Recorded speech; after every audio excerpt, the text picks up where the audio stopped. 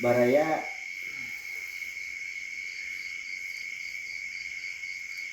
kade tenang hati teh datangnya lain tina duit.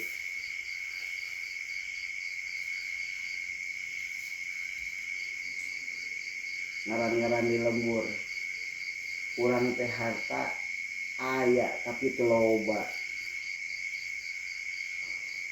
tapi ku nikmatna peuting bisa sare tenang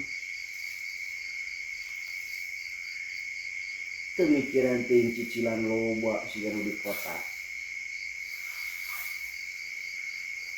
teu mikiran ka gengsi, teu mikiran omongan jalma batur oge tatangga.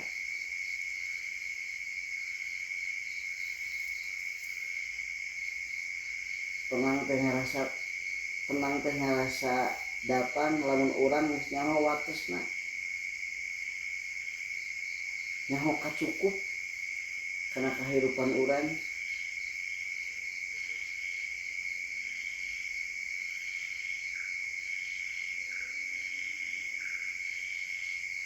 Jeung urang geus nyaho kasaha urang kudu balik. Lamun hate keribut sanajan duit loba hirup tetap kosong maranehanana buktina tuluy berkorupsi.